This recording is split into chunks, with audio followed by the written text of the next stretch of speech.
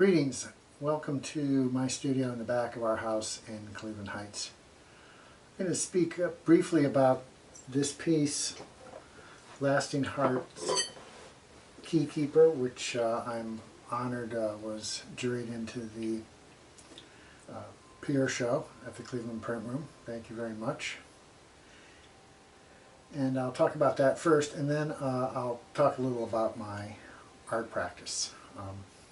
Anyway, Lasting Hearts Keykeeper is a piece of iterative art. Everything I do is iterative, and what that means is it's based in duplicating some part of an image and then iterating it. So in this case, Lasting Hearts Keykeeper, it's a simple vertical iteration. That is my bread and butter iteration. It was the first iteration that really fascinated me. And it's easy to do, which is you take an image, in this case an exceptionally sharp photograph that I took of a setup, and you cut it into two pieces, and one piece you throw away. The piece that you retain you flip over, and that creates this vertical symmetry. And it also does something which continues to delight me, and is one of the reasons I've been doing this for years, which is it takes something obviously chaotic at first impression, and by creating an iteration, all of a sudden all these patterns bloom at this center line, which is the kind of plumb line of the iteration. For example, the picture that this is taken from, I think I made 9 different pieces from it, and they're all variants on where I place that plumb line or cut line. And then there's some that are horizontal, some that are vertical and horizontal, and then there's a large kind of almost piece where the flavor of the iterations is that it's kind of like a quilt. But all based in a photograph, and a photograph I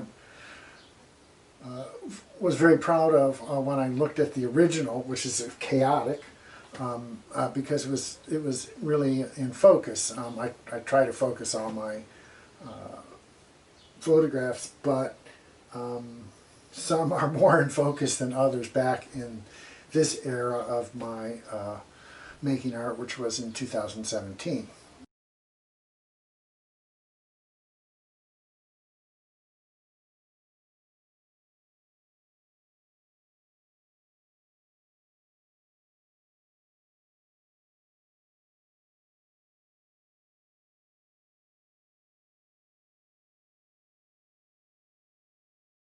And over time I began to develop a kind of feel for what was going on in a very intuitive way.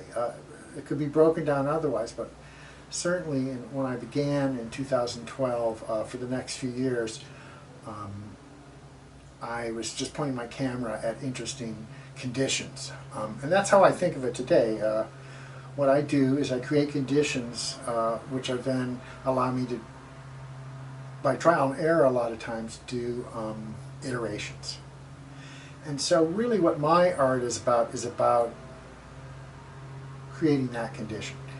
It's not about creating the actual iteration in the most basic sense, which is the conditions which reflect a setup, like here's a setup.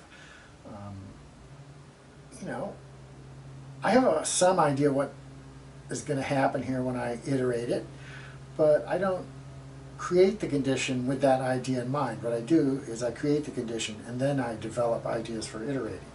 And so in that sense, my art is underdetermined. It's more determined today than it was before 2015, and that's a result of learning a lot and understanding in a more, I hate to say technical sense, but in the manner of technique, how to put together the conditions. But I never create conditions because I want to create specific patterns.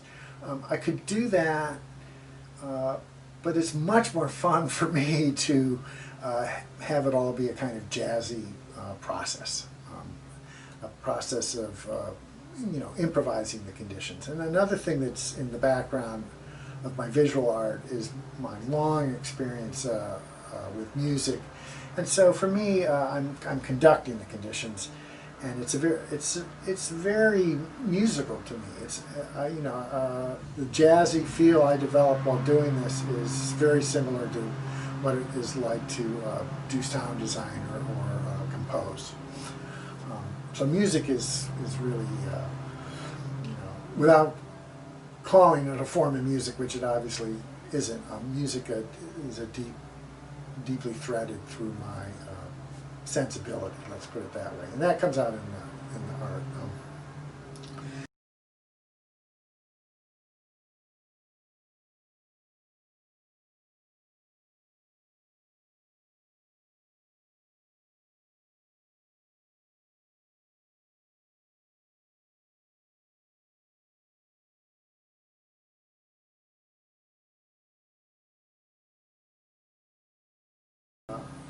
I mean, that won't be topped. That's exactly right from my perspective. So for me, number one is I'm just doing what I enjoy doing. It continues to be enjoyable, and I don't have any heavy purposes in my art practice other than my enjoyment and a kind of contemplative and musical feeling. That's really what carries me through. And as I've also had reason to tell people, I'm doing the only thing I really know how to do, and I don't really know any better. So what the heck? I'm 65. I decided right at the beginning when I started. I didn't know anything about being an artist, but when I started to get a clue, I said I'm going to ratify my own intention, and that's going to be it. And that's the bottom line.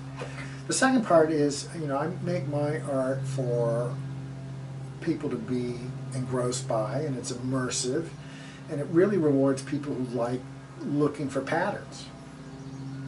So I get a real kick out of it. The biggest kick I get out of people taking in my art is when they point to something in the art and they go, this looks like a doorway, or this looks like an altar, or this looks like a face, and that kind of thing. I just get a kick out of that. It's not tremendously profound, although I am tapping in a psychological sense into an ancient ability of people to do pattern seeking and pattern finding, and it's an aspect of the most ancient art or most ancient proto-art. So it's in a way we're wired to be compelled by that kind of seeking, and that's really cool to me, and that's my hope. That's all it's about, as far as I'm concerned.